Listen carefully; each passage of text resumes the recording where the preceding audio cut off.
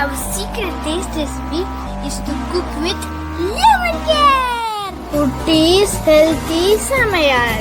Hello friends, welcome to Kutties Healthy Samayal. Be positive, be healthy. நம்ம சேனலை subscribe பண்ணாதவங்க subscribe பண்ணிவிட்டு பக்கத்தில் இருக்க பெல் பட்டனை கிளிக் பண்ணிக்கோங்க. ஆல் ஆப்ஷனை கிளிக் பண்ணுங்கள். அப்போ தான் நாங்கள் போடுற எல்லா வீடியோஸோட நோட்டிஃபிகேஷன்ஸ் உங்களுக்கு வரும். இது வரைக்கும் சப்ஸ்கிரைப் பண்ண எல்லாருக்கும் தேங்க்யூ ஸோ மச். நாம் இன்றைக்கி ரொம்பவும் டேஸ்டியான ஸ்பைசியான ஒரு புடலங்காய் பொரியல் தான் பார்க்க போகிறோம்.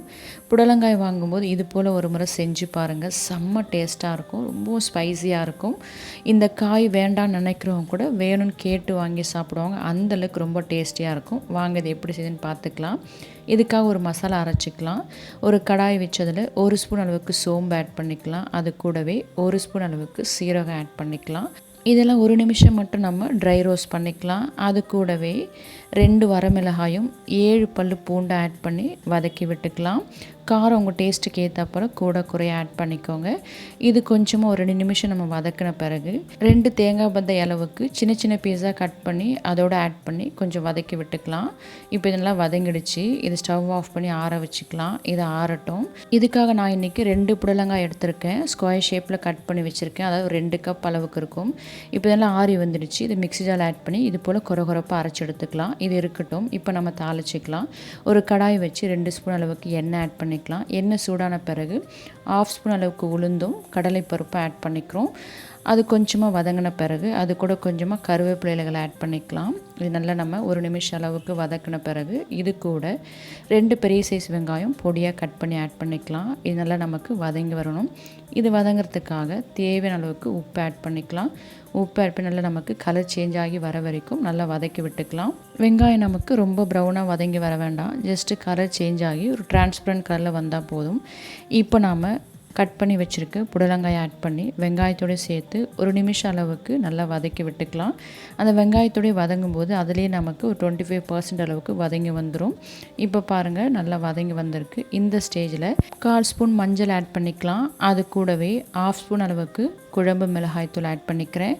இதில் சேர்க்குற காரம் உங்கள் டேஸ்ட்டுக்கு ஏற்றாப்போல் கூட குறைய ஆட் பண்ணிக்கோங்க. நீங்கள் ரொம்ப ஸ்பைஸியாக சாப்பிட்டிங்கன்னா 1 ஸ்பூன் கூட ஆட் பண்ணிக்கலாம். இது நல்லா நம்ம மிக்ஸ் பண்ணி விட்டுக்கலாம். இது நமக்கு வெந்து வரத்துக்காக ஒரு 1/4 கப் அளவுக்கு மட்டும் தண்ணி ஆட் பண்ணிக்கிறேன். இது ஆல்ரெடி நமக்கு தண்ணி காய் தான். ஸோ ரொம்ப தண்ணி ஆட் பண்ண வேணாம். 1/4 கப் ஆட் பண்ணாலுமே நல்லா வெந்து வந்துடும். இதை நம்ம இப்போ நல்லா மிக்ஸ் பண்ணி விட்ட பிறகு ஒரு மூடி போட்டு வேக வச்சுக்கலாம். சீக்கிரமாக வெந்து வந்துடும். இப்போ நம்ம ஓப்பன் பண்ணி பார்க்கலாம். பாருங்கள் நல்லா வெந்திருக்குது. முதல்ல நம்ம காய் நல்லா வெந்திருக்கான்னு கன்ஃபார்ம் பண்ணிவிட்டு அரைச்சி வச்சுருக்க மசாலாவை ஆட் பண்ணிக்கலாம். ஏன்னா மசாலா ஆட் பண்ண பிறகு ரொம்ப நேரம் நம்ம வதக்க வேண்டாம். மசாலா ஆட் பண்ண பிறகு அதோட ஃப்ளேவர் காயில் இறங்கணும். அதுக்காக நாம் ஒரு 3 to 4 மினிட்ஸ் வதக்கி விட்டால் போதும். நல்லா நமக்கு மசாலோட கலந்து அந்த ஃப்ளேவரும் இறங்கி நல்லா வெந்து வந்துடும். காய் இறக்கும் போது கொஞ்சமாக கொத்தமல்லி இலைகளை ஆட் பண்ணிக்கோங்க. செம்ம டேஸ்ட்டாக இருக்கும். ஃப்ளேவர் ரொம்ப நல்லாயிருக்கும். இப்போ நம்ம அதை சர்வ் பண்ணிக்கலாம். பார்க்கும்போதே கலர்ஃபுல்லாக அட்ராக்டிவாக இருக்கும். அதே போல் தான் ஃப்ளேவரும் டேஸ்ட்டும் பார்த்திங்கன்னா செம்மையாக இருக்கும். நாம் சமைக்கிற எல்லா ஃபுட்டுமே டேஸ்டியாக இருக்க just cook with love and care. இதுதான் நம்மளோட சீக்ரெட் இன்க்ரீடியன்ட்ஸ். இது போல் சமைச்சு பாருங்கள். எல்லா ஃபுட்டுமே செம்ம டேஸ்ட்டாக இருக்கும். எல்லாருமே விரும்பி சாப்பிடுவாங்க. திரும்ப திரும்ப வேணும்னு கேட்பாங்க. இது போல் செஞ்சு கொடுத்தா கண்டிப்பாக எல்லோரும் சாப்பிடுவாங்க. ஸோ நீங்களும் இது போல் செஞ்சு பாருங்கள். செஞ்சு பார்த்துட்டு உங்கள் டேஸ்ட் உங்கள் எக்ஸ்பீரியன்ஸ் எங்களுக்கு கமெண்ட் பண்ணுங்கள். மறக்காமல் லைக் பண்ணுங்கள். ஃப்ரெண்ட்ஸ் அண்ட் ஃபேமிலிக்கு ஷேர் பண்ணுங்கள். தொடர்ந்து சப்போர்ட் பண்ணுங்கள். தேங்க்யூ. Yummy tasty. நீங்களும் ட்ரை பண்ணுங்கள், என்ஜாய் பண்ணுங்கள், ஹெல்த்தியாக இருங்க.